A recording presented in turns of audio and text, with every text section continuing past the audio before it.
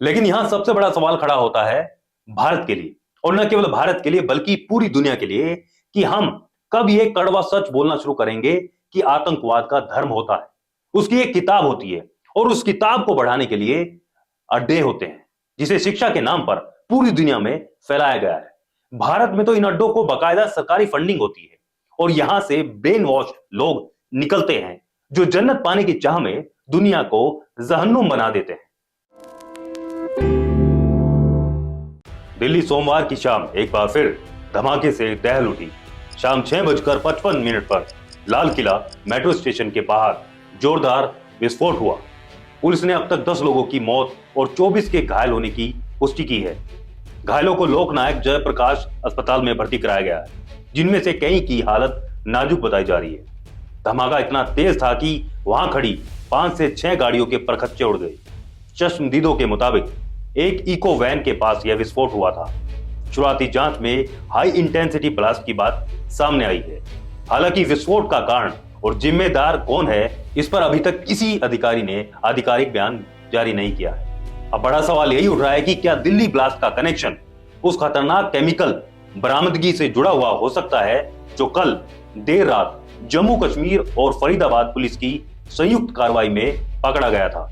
Police ने 2900 kilogram IED बनाने का भारी सामान, भारी मात्रा में हथियार और गोला बारूद बरामद किया था। यह बरामदगी जैश ए मोहम्मद और अंसार गजवात उल हिंद से जुड़े एक अंतर्राज्यीय और अंतर्राष्ट्रीय आतंकी मॉड्यूल के भंडाफोड़ के दौरान हुई थी।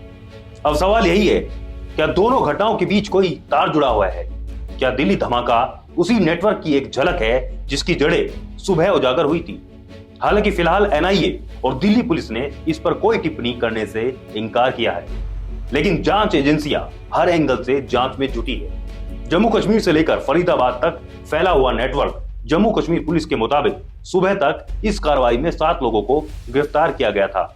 इनमें 2 डॉक्टर भी शामिल हैं, डॉक्टर मुजम्मिल अहमद गनई, डॉक्टर आदिल, इनके अलावा आरिफ निसार डार उर्फ साहिल, याशिर उल अशरफ, मकसूद अहमद डार उर्फ शाहिद, मौलवी इरफान अहमद और जमीर अहमद अहंगार को भी पकड़ा गया है। फरीदाबाद में पकड़े गए डॉक्टर मुजम्मिल के घर से 360 kilogram ammonium nitrate, AK-56 rifle, AK कैंटोप असॉल्ट राइफल, बरेटा पिस्टल, चीनी स्टार पिस्टल और सैकड़ों कारतूस बरामद हुए हैं। पुलिस का कहना है कि ये आरोपी व्हाइट कॉलर टेरर नेटवर्क का हिस्सा थे, यानी पढ़े लिखे प्रोफेशनल्स जो आतंकवाद को तकनीकी और आर्थिक मदद दे रहे थे। अब यहां पर वामपंथियों का वो तर्क फेल हो जाता है जो अक्सर आतंकियों को बचाने के लिए वो तर्क देते हैं, जिसमें वो उन्हें अनपढ़, बेरोजगार या भटका हुआ नौजवान बताते हैं। दिल्ली पुलिस ने धमाके के तुरंत बाद राजधानी में हाई अलर्ट घोषित कर दिया। एनआईए स्पेशल सेल और फॉरेंसिक टीमों को मौके पर भेज दिया गया। एनआईए की टीम ने घटनास्थल से मिट्टी और वाहन के अवशेषों के सैंपल उठाए हैं ताकि विस्फोटकों की प्रकृति और सोर्स का पता लगाया जा सके। दिल्ली पुलिस कमिश्नर सतीश गोलछा खुद घटनास्थल पर पहुंचे। गृह मंत्री अमित शाह को पूरी घटना की जानकारी दी गई। गृह मंत्रालय की टीमें लगातार स्थिति पर नजर बनाए हुए हैं। प्रधानमंत्री नरेंद्र मोदी ने भी अमित शाह से बात कर स्थिति की जानकारी ली है और दोषियों के खिलाफ कड़ी कार्रवाई के निर्देश दिए हैं।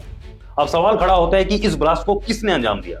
हालांकि इसमें आतंकी संगठन जैश की तरफ शक गहराता जा रहा है। जम्मू कश्मीर में हुई गिरफ्तारी और दिल्ली धमाके के समय समय की नजदीकी ने एजेंसियों की नींद उड़ा दी है। जम्मू कश्मीर में गिरफ्तार आरोपी जैश ए मोहम्मद के सक्रिय स्लीपर सेल से जुड़े हुए बताए जा रहे हैं। पुलिस का मानना है कि यह नेटवर्क शिक्षण संस्थानों और सोशल प्लेटफॉर्म्स के जरिए युवाओं को प्रभावित कर रहा था। जांच एजेंसियों को शक है कि बरामद केमिकल का कुछ हिस्सा दिल्ली तक पहुंचा था और वही किसी स्थानीय मॉड्यूल के जरिए इस्तेमाल किया गया। हालांकि अभी इसकी पुष्टि नहीं हुई है, लेकिन एजेंसियों ने इस संभावना से इनकार भी नहीं किया है। अब तक आतंकवाद को बंदूक और बारूद तक सीमित समझा जाता था, लेकिन इस केस ने यह धारणा बदल दी है। गिरफ्तार आरोपी डॉक्टर जो सोशल सर्विस के नाम पर काम कर रहे थे, पुलिस का कहना है कि यह नेटवर्क एनक्रिप्टेड चैनलों के जरिए संपर्क करता था। हथियारों की सप्लाई, फंड मूवमेंट और विचारधारा फैलाने का काम यही लोग कर रहे थे। दिल्ली पुलिस की शुरुआती जांच में यह बात भी सामने आई है कि धमाके में इस्तेमाल किया गया विस्फोटक आईईडी हो सकता है। हालांकि इसकी पुष्टि फोरेंसिक रिपोर्ट के बाद ही की जाएगी।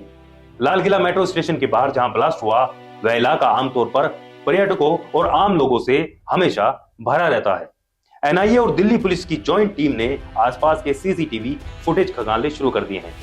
शुरुआती तस्वीरों में एक सफेद i20 कार धमाके से ठीक पहले दिखाई दे रही है। टीम उस वाहन की रजिस्ट्रेशन डिटेल और मूवमेंट तेज कर रही है। साथ ही धमाके में इस्तेमाल विस्फोटक की केमिकल रिपोर्ट के लिए सीएफएसएल को सैंपल भेज दिए गए हैं।